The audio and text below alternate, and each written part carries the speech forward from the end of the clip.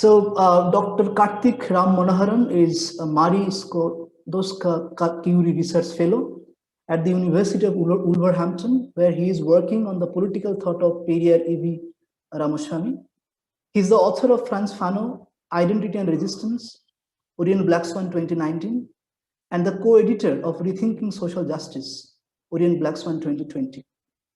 His monograph on Periyar and religion is forthcoming with Orient Black Swan. I'd like to thank Karthik for several reasons, but primarily for actually, accepting this invite in a short notice. So thank you, Karthik, for joining us. And without much ado, I would like you to begin the plenary talk. Thank you very much. Thank you. Thank you very much, Mahitosh. Mahitosh is a very good friend of mine, and I thank him again for inviting me and connecting me with Tarun. I thank Tarun and the Roopkatha Journal for having me to give the plenary talk today. So I was initially approached to be the chair of this very interesting panel on Dalit studies. But unfortunately, I'm not that much of an expert on Dalit studies. My focus as such is more on the intellectual history of modern Tamil Nadu, more specifically the Dravidian movement. So in the course of that, I have engaged not directly with the Dalit question, but rather with how Periyar has engaged with the Dalit question. So there are, in the course of my research, I have noticed that there has been generally a lot of confusion on Periyar, especially with regarding the Dalit question, So this is the area which I'm going to cover very briefly in my plenary talk. But before I proceed with my talk, I just want to add a little sort of a note regarding the passing away of Gail Omveth. Gail Omveth, of course, was a huge inspiration for several of us who are studying Ambedkarite, caste, Dalit movements, and as well as several sort of egalitarian thought within India. So I just want to consider my this presentation as a sort of a little tribute to Gail Omveth. And once again, I thank the Roopkatha Journal for providing me this opportunity. So let me just jump into my presentation right away, as I realize that we do not have much time. So, okay, so now many of you might have heard of Periyar as this person from Tamil Nadu who was sharply critical of the Hindu religion. And you might also know him as a rationalist who propagated reason and a rational way of life as opposed to a religious way of life. What, however, is also not that much known is the importance of the Dalit issue in Periyar's political thought, right? Because generally Periyar is seen he has been projected as someone who was primarily concerned with the intermediate caste, right? Who in administrative vocabulary would be the other backward caste, or in the Varna terminology would be the Sudra community, right? So the three main criticisms which Periyar has faced after his lifetime, okay? Because in his lifetime, Periyar was largely criticized for being anti-Hindu, anti-Indian, anti-Brahmin, and therefore anti-national, right? So these were the criticisms he faced in his lifetime. But after his lifetime, Periyar was accused by certain academics for favoring only the backward caste at the expense of the Dalits. And it is also argued that he was interested in fighting only against the Brahmins and not against casteism as such. Likewise, the other criticism is that Periyar's idea of the Dravidian contains at its center the Tamil-speaking Shudra, and the Dalits found themselves in an outer layer, if at all. And the third criticism is that Periyar rarely addressed the rights of the untouchable caste, and he paid no attention whatsoever to Baba Saheb Ambedkar. Okay. So my what I have found in my research is that all these three criticisms are quite false.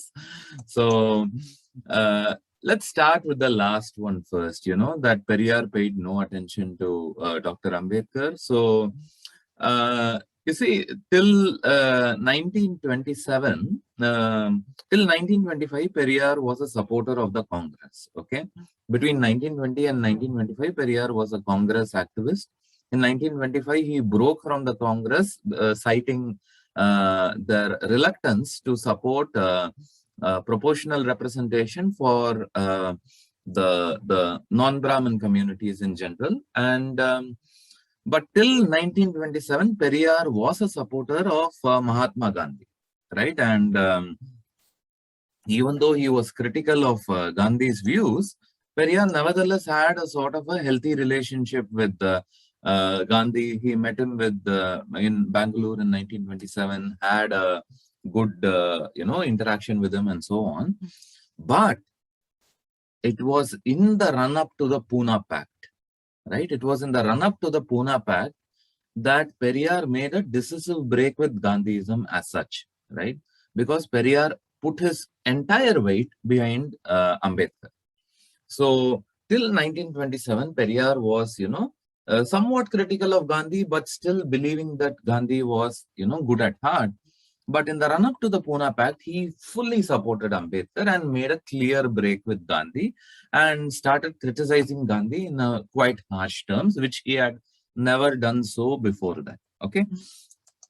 So, in fact, when Gandhi fasted against Ambedkar in the Pune Pact, Periyar wrote an editorial supporting Ambedkar and said that the life of one person, no matter how great he is, cannot be used as a blackmail as composed to the interests of the millions of the people belonging to the untouchable community. So he told Ambedkar, he requested Ambedkar to not budge to Gandhi's fast. So between 1932 and 1944, just between 1932 and 1944, Kudiyarasu, which is the party paper edited by Periyar, published 37 articles in support of Ambedkar's political positions and the Pune Pact. Annihilation of Caste, which is, as you would know, Ambedkar's most popular text, was translated in Tamil, which to my knowledge is the first translation of Annihilation of Caste in any Indian language. And this translation was serialized in Kudiyarasu. Now, this was a venture which was commissioned by Periyar himself, right? Likewise, the day after Ambedkar's demise, Vidudalai, another party paper of the Dravida Kazhagam of Periyar, carried an obituary by Periyar where he wrote that Ambedkar belongs to the league of the world's greatest scholars, I'm quoting him, and that after Ambedkar, there can be no other leader like him.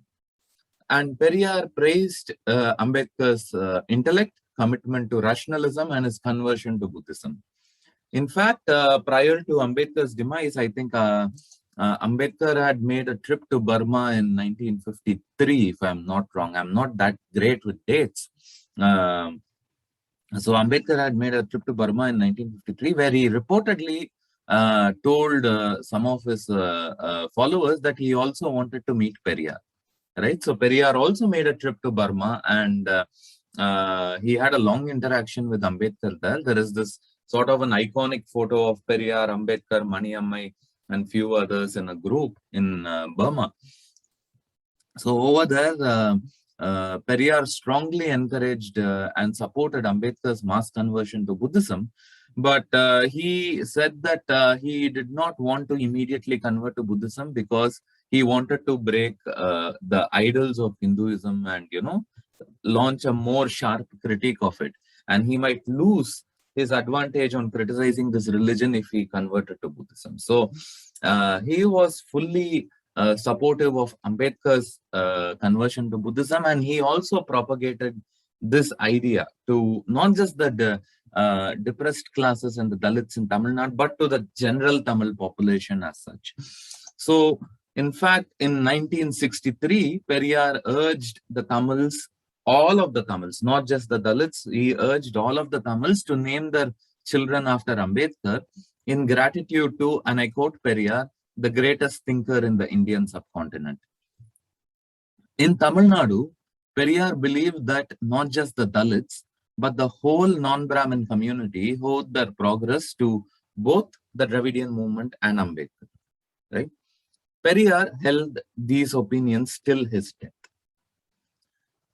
Now, let's just, this is so far, this is as far as Periyar's relationship with Ambedkar is concerned. Now, as far as Periyar and Dalit representation goes, political representation goes, as early as the 1920s, Periyar, as I told you, Periyar was suspicious of the Congress for being Brahmin dominated, and he was suspicious that they would secure any justice for the backward castes in general and the Dalits in particular. Referring to the hypocrisy of the Congress leaders who spoke about equality but practiced discrimination, he vocally supported the demand for category-wise representation for the lower caste and the untouchables.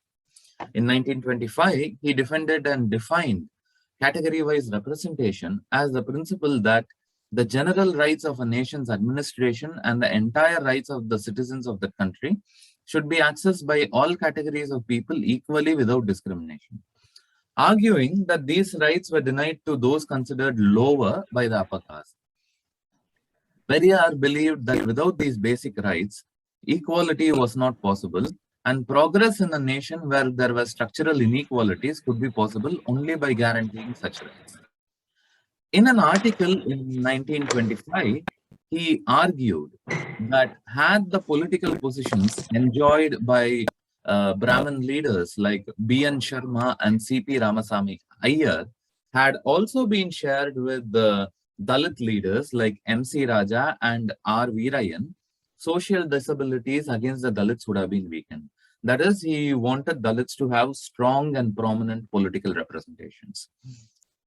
Periyar believed that the untouchable communities needed to have their own representatives, not only as a matter of democratic right, but also since it contributed to their collective empowerment and prevented an abuse of social and political power by the higher caste. Now, apart from political representation for the Dalits, Periyar believed that untouchability would not go by pleading against its immorality or inhumanity, but only when it is confronted with force. Right? At a conference in 1931, Periyar passed resolutions condemning untouchability and caste differences. He condemned the economically powerful castes like the Chettiars and politically powerful castes like the Devas for oppressing the Dalits, urging that those recruited for political work in that district, in Tamil Nadu, should be non-Brahmins without caste or religious feelings. He called for a representation, greater representation of untouchables and other lower castes, Muslims and women in public services like police especially, so that they could deal with caste crimes in a more fair manner. He told the untouchable caste to not trust the Congress or even the Justice Party, urging them instead to follow leaders from their own communities and to secure their own political representatives. In British India, he advised the Dalits to negotiate with the British to secure posts in the legislature and the judiciary. And in post-independent India, he called for a greater number of Dalits to be recruited in the police and the judiciary. Periyar believed that separate social political organizations for the Dalits were necessary, given that the upper caste had many such powerful organizations. He defended caste organizations, especially of the castes that endure oppression, as that was the way they could negotiate with the state, and highlighted that his final message in such organizations was that caste and caste-based oppression should end. Now, while he defended associations and organizations of the Dalit caste, he declared that all other caste organizations, not just Brahmin organizations, but even the caste organizations of intermediate OBC caste should be declared illegal. Now, inasmuch as Periyar claimed to fight for all non-Brahmins, Periyar did not want to assume leadership of the Dalits and sought to be a comrade in their fight for self-empowerment, which he saw as a necessary step to dismantling social political disabilities that the Dalits faced. Now, it is important to note that Periyar was not fighting for an equality of caste, but ultimately for the complete removal of caste as an identity marker, while remaining acutely sensitive to the particular condition of the caste in the lowest rung of the social hierarchy. This was very much in the spirit of Ambedkar's annihilation of caste. While fighting for the political rights of the non-Brahmin bloc as a whole, Periyar was attentive to and vocally stood by the particular struggles of the Dalits, even if it offended the intermediate caste who comprised the overwhelming majority in Tamil Nadu. In conflicts between Dalits and the intermediate caste, he stood firmly on the side of the Dalits, whom he saw as most oppressed by Brahmanism. He was of the opinion that those hailing from the untouchable communities were in much greater need of proportional representation than the non-Brahmin Shudra communities. He believed that not only the Brahmins, but also the intermediate caste behaved in a foul manner towards the Dalits and were complicit in their oppression. Addressing the non-Brahmin community who think of themselves as upper caste, he said that they wouldn't be able to get rid of their own caste ignominy unless they worked with the untouchable communities in a common struggle. Throughout Periyar's political career, he criticized the intermediate caste for the notions of superiority over the Dalits. And in places, he also argued that this was even more unjust than the casteism of the Brahmins, even as he held the Brahmins to be responsible for the caste ideology.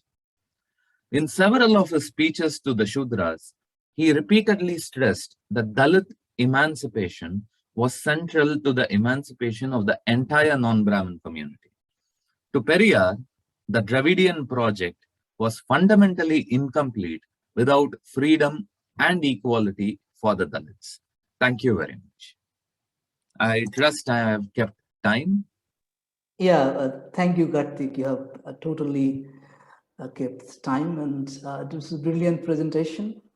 And I have one question, although it's not really necessary to engage in the conversation immediately because we have another series of presentations, but a very quick question or speculation about when we talk about Ambedkar, we nowadays use the term Ambedkarism, right? Yeah. And I tried to understand if there is something called Periyarism, or at least theoretically any work that deals with the discourse of Periyarism as a concept, as a term, or if so, or even if not, how would you like to develop on a theory, if possible, of Periyarism? Yeah, to be frank, Maitosh, I would say that as far as the English Language Academy is concerned, there has been no attempt to understand Periyarism as a system of thought, as much as there has been an effort to understand Ambedkarism as a system of thought, right? So even the scholars of the Dravidian movement, those whom I greatly respect and cite, like MSS Pandian, Aloysius, Geeta, S.V. Rajadurai, many others have all read Periyar in fragments, right? As Periyar's approach to nation, Periyar's approach to gender, Periyar's approach to Islam, this, that, and so on, right? But there has been no attempt to look at Periyar's thoughts in a systematic and a coherent manner. So that, in fact, is one of the primary goals of my current research project. So I'm hoping to answer this question through my output, right? So at the moment, I have addressed certain different aspects of Periyar's thoughts, Periyar on religion, Periyar on nationalism, Periyar on the Dalit question, Periyar on the intermediate caste, and so on. So what I'm doing in the course of my research project is to bring this all together and to look at Periyarism as a thought, as a collective whole. Now, I'll just quickly add something, is that this is quite difficult because unlike Dr. Ambedkar, Periyar was not a theoretician, right? So Periyar never actually wrote any theoretical article, right? So his preferred mode of address was the spoken word. So the manner of his speech as such is that it's what shall I say? It's not a theoretical speech. It's more of a sort of a rhetorical, polemical sort of a device where he brings together several issues within the same sort of speech, right? So it falls upon the interpreter of Periyar to develop Periyarism because Periyar never developed Periyarism, right? So from the fragments of his writings and his speeches, we can develop a sort of a coherent and thematic unity within Periyar's thoughts. And what Lukács, George Lukács suggested for Leninism, that there is a sort of a thematic continuity between the young and the old Lenin. I also suggest that there is a sort of a thematic continuity and coherence in Periyar's thoughts as a whole. So I hope to present that to you very shortly. Yeah. Thank you very much, Karthik. And we don't have time to take questions, but I would like to really thank for such a precise presentation, keeping to the time and absolutely, focusing on as many aspects as possible. I'm sure audience has benefited. And if anyone has any questions, you can email questions to Karthik. Please do. Please do. Yeah. So thank you, Karthik, for the presentation. Thank you so much. I thank you all again for inviting me here. Have a great Thank day. you, sir, for joining us. So, Pragati, do we move on to the next presentation? Yes. Yeah.